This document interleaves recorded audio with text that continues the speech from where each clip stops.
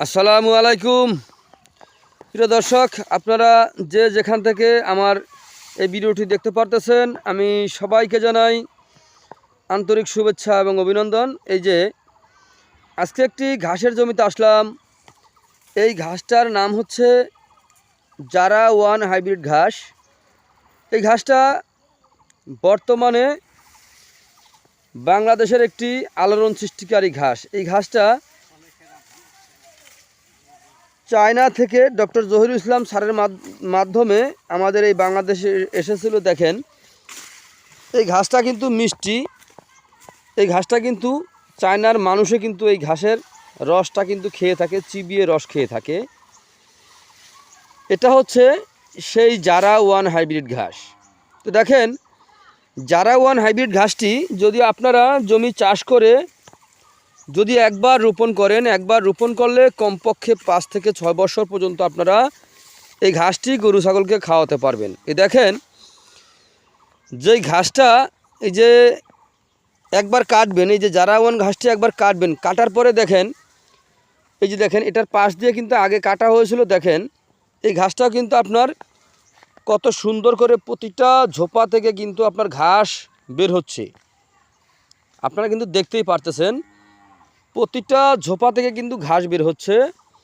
তো এই Zara one hybrid ঘাসটা যদি আপনারা নতুন করে খামার গড়তে চান অথবা গড়েছেন, আমি সে সকল ভাইদেরকে বলবো, যদি আপনারা গড়ে না থাকে, এই খামার গড়ে না থাকেন, যদি খামার গড়তে চাচ্ছেন, তো আমি বলবো আপনারা অবশ্যই জারা ওয়ান হাইব্রিড ঘাসটা রোপণ করবেন। কিন্তু শুধু একটি ঘাস রোপণ করবেন না, রোপণ করলে 2-3টা জাত থেকে ঘাস বাছাই করে তারপরে রোপণ করবেন।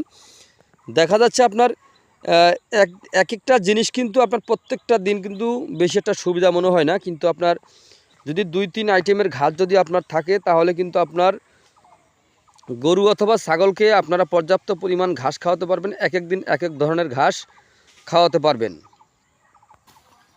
দেখা যায় আপনারা এই যে জারা ওয়ান হাইব্রিড ঘাস আছে, তারপর আপনার ইন্দোনেশিয়ান স্মার্ট নেপিয়ার ঘাস আছে, গুয়াতিমালা আছে, জিঞ্জিবার, তাইওয়ান, সকল প্রকার ঘাস কিন্তু রয়েছে। কিন্তু এর মধ্যে আপনার সবচেয়ে প্রোটিনের মাত্রা রয়েছে বেশি আপনার স্মার্ট নেপিয়ার ঘাসে। তারপরে আপনার রয়েছে এই যে জারা ওয়ান ঘাসে, এগুলো প্রোটিনের মাত্রা বেশি।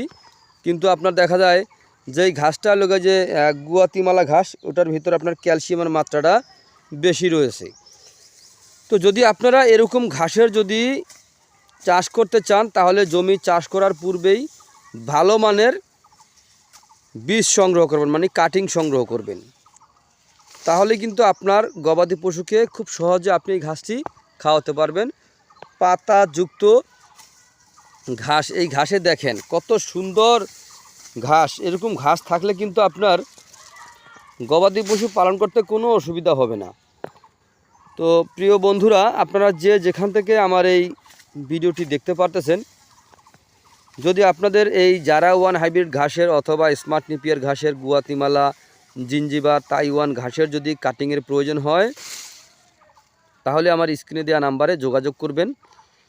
আমরা সকল ঘাসের কাটিং সারা বাংলাদেশে ডেলিভারি দিয়ে থাকি, প্রতিটা জেলা উপজেলায়।